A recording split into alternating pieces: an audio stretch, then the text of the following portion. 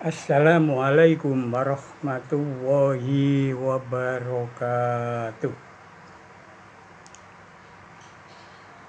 Bismillahirrahmanirrahim.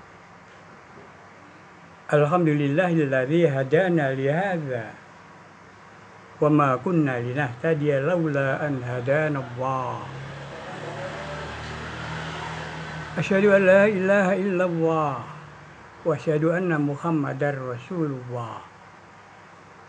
Allahumma sholli ala sayyidina Muhammad wa ala alihi wa sahbihi ajma'in wa man tabi'ahum bi ihsanin ila yaumiddin. Amma ba'du. Masyarul muslimin rahimakumullah, para taretan sadaya si mulia agi Allah subhanahu wa ta'ala.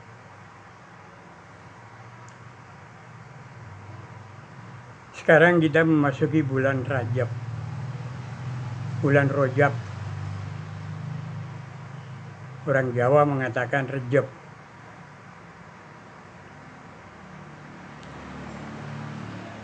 Sebuah bulan yang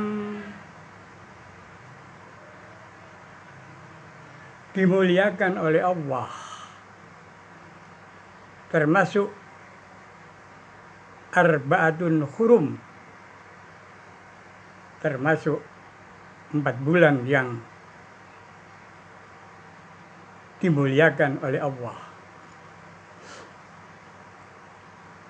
4 bulan tersebut selengkapnya adalah Rajab, Dzulqa'dah, Dzulhijjah, dan Muharram. Untuk bulan Rajab itu sendiri terdapat banyak peristiwa penting. Di antaranya adalah mukjizat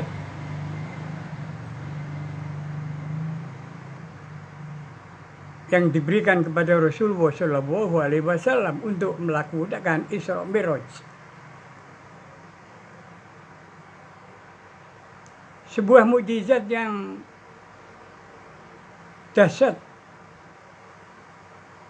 dan luar biasa sepanjang zaman.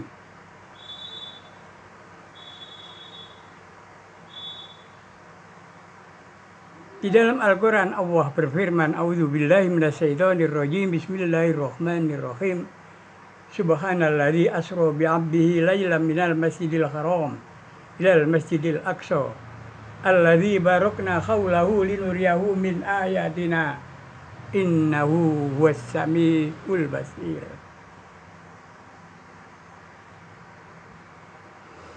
Maksudnya Allah yang memperjalankan hambanya.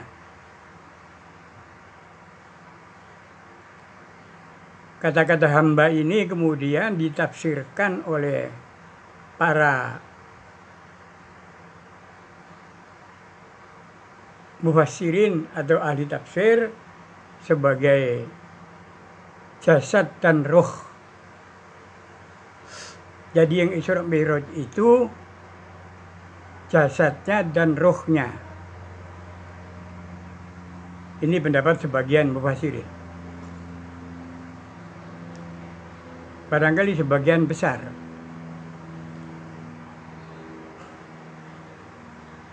Isra Mi'raj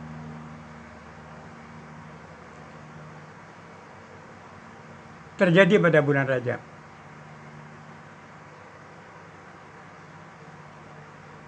Di samping itu juga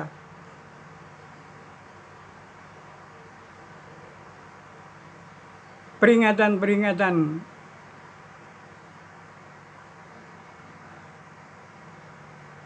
hari besar yang lain, dan untuk tahun sekarang termasuk di dalamnya tahun baru Masehi. Tahun baru Masehi untuk tahun ini, tahun 2025,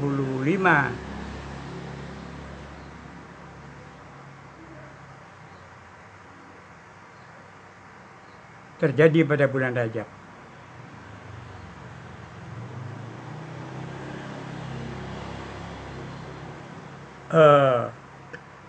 tahun 2026 atau 2025.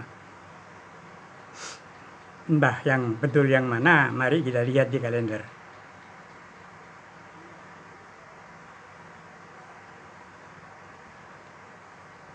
Masyarakat muslimin rahimakumullah, sebagai bulan yang istimewa atau bulan yang dimuliakan oleh Allah, maka pada bulan Rajab,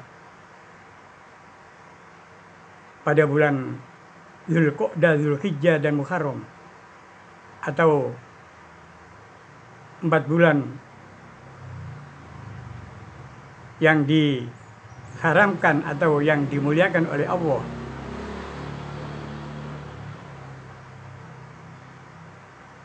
atau istilah dalam Al-Quran adalah arba'atun hurum. Inna iddata syuhuri inda waisna asara sahron fi kitabillah yauma khalaqas samawati wal ar minha arba'atun hurum. Bulan-bulan di sisi Allah adalah 12. Inna iddata syuhuri inda waisna asara sahron fi kitabillah, di dalam kitab Allah, yauma khalaqas samawati wal ar, pada hari ketika diciptakannya langit dan bumi. Minha arba'atun hurum, dan di dalamnya ada 4 bulan yang diharamkan atau yang dimuliakan Allah, yang kemudian di dalam hadis dirinci menjadi bulan, dirinci ialah bulan Rajab, Dzulqa'dah, Dzulhijjah, dan Muharram. Masyarakat muslimin rahimakumullah, kembali kepada bulan haram,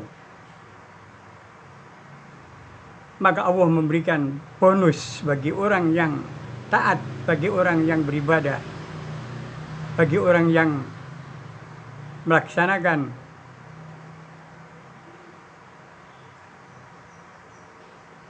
amar ma'ruf, maka Allah memberikan bonus pahala. Artinya mendapat pahala yang lebih besar daripada bulan-bulan di luar bulan haram. Oleh karena itu, mari kita berlomba, fastabiqul khairat, berlomba-lomba untuk melaksanakan kebaikan. Di antara kebaikan-kebaikan itu antara lain adalah sholat, zakat, sedekah, silaturahmi, menebarkan salam, dan seterusnya dan seterusnya. Yang semuanya itu apabila kita laksanakan dengan penuh keikhlasan hanya karena Allah lillahi ta'ala, maka Allah akan memberikan pahala yang lebih dibandingkan dengan pahala ketika kita melaksanakan di luar bulan haram. Demikian juga sebaliknya, apabila kita melaksanakan kemaksiatan, melaksanakan larangan Allah, justru larangan Allah malah dilaksanakan,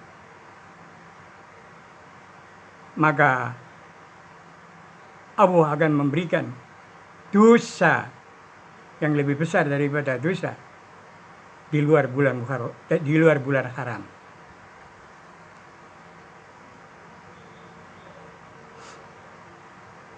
Artinya Allah memberikan bonus, dan kita bisa membayangkan ketika dalam skala yang paling kecil, ketika kita memberi barang-barang kebutuhan kita seperti odol, kopi, sabun, dan sebagainya, ketika kita mendapatkan promo, mendapatkan bonus, maka harganya seperti harga di pantai. Artinya kita mendapatkan nilai lebih. Dan kalau Allah sendiri yang menjanjikan akan memberikan nilai lebih kepada ibadah kita, maka betapa besarnya. Karena Allah tidak pernah memberikan kita sesuatu yang sedikit. Allah selalu memberikan kepada kita sesuatu yang banyak. Contoh yang paling sederhana adalah oksigen. Ketika kita membutuhkan oksigen untuk pernafasan kita, maka Allah memberikan begitu banyak oksigen. Sehingga oksigen tidak perlu beli ketika kita sehat. Dan kalau kita bandingkan ketika kita sakit dan harus membeli oksigen, maka kalau usia kita 50 tahun, maka berapa kali berapa untuk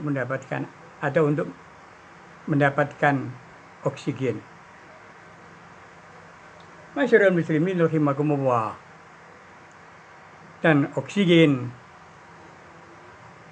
itu pada siang hari dikeluarkan atau diproduksi oleh tanaman-tanaman yang kita tanam.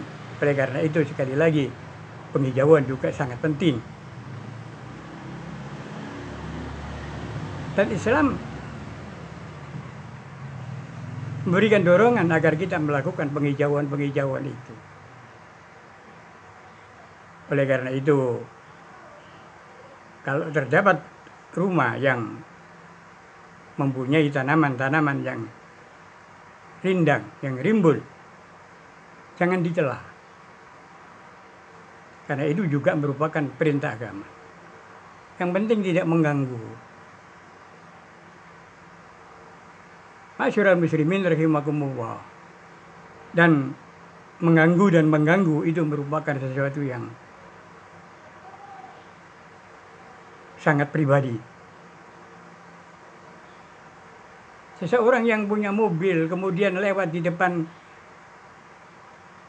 rumah kita, maka derunya mengganggu sebenarnya. Kalau kita sensi atau sensitif. Tetapi kalau kita berlapang dada, maka itu sesuatu yang bisa kita maklumi. Demikian juga ketika ada rumah yang mempunyai tanaman-tanaman yang rindang, asal tidak mengganggu jalan atau lalu lintas, maka kita tidak perlu terlalu sensi untuk mengkritik atau mencela rumah dengan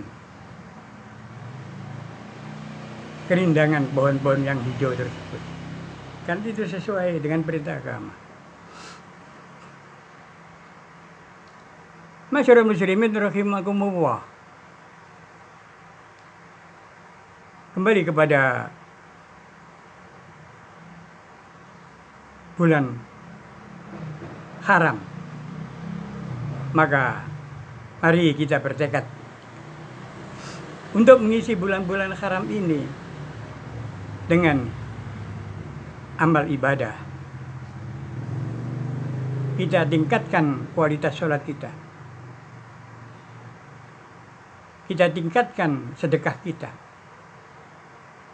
Kita tingkatkan silaturahmi kita. Apalagi silaturahmi mempunyai fadilah memperpanjang umur dan menambah rezeki. Kita tingkat semuanya. Sementara perbuatan-perbuatan yang maksiat seperti bohong, hasad, sombong, dan sebagainya kita hindari. Dan sesuatu yang paling melekat pada diri kita adalah kebohongan.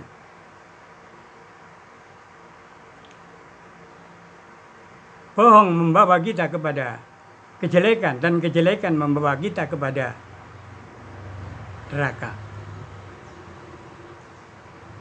Dan apabila kita sering berbohong, maka Allah akan mencatat kita sebagai pembohong atau pendusta.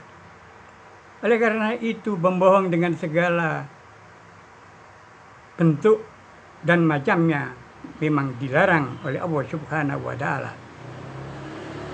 Tidak bisa kemudian kita berbohong atas nama kampanye misalnya. Tidak bisa kita berbohong atas nama karena kita calon. elit pemerintah. Tidak bisa kita berbohong karena kita melakukan promosi dan seterusnya. Semuanya harus dilakukan tanpa kebohongan. Bahkan ketika kita bergurau pun, maka bergurau itu harus benar, tidak bohong. Rasulullah Shallallahu Alaihi Wasallam ketika ditanya, apakah engkau ya Rasulullah suka bergurau? Maka Rasulullah menjawab, iya, saya suka bergurau. Tetapi saya tidak pernah mengatakan sesuatu yang tidak benar. Artinya, beliau tidak pernah, walaupun di dalam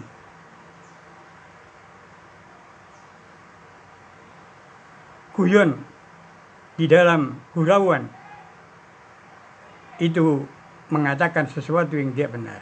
Artinya bahwa lisannya terjaga dengan apa yang benar, apa yang selalu benar, apa yang seharusnya terjaga dari apa yang seharusnya dia katakan. Artinya bahwa ketika kita dilarang bohong, maka kita tidak boleh berbohong. Masyarul muslimin rahimakumullah. Kalau kita ingat bahwa kebohongan itu akan menjadikan kita sengsara di dunia, apalagi di akhirat. Di dunia saja kita dituntut mempertanggungjawabkan kebohongan-kebohongan yang pernah kita lakukan. Apalagi di akhirat kita harus mempertanggungjawabkan. Dan ketika pertanggungjawaban kita itu tidak bisa menutupi kebohongan itu, maka yang terjadi pertanggungjawaban itu berupa kita menerima siksaan Allah di neraka. Na'udzubillah min dzalik, na'udzubillah min dzalik. Masyarul muslimin rahimakumullah. Itulah sekedar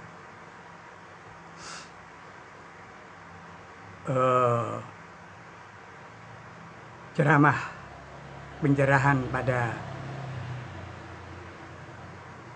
siang hari ini. Mudah-mudahan apa yang saya sampaikan bermanfaat bagi kita semua, dan manakala ada kekurangan, saya mohon maaf yang sebesar-besarnya.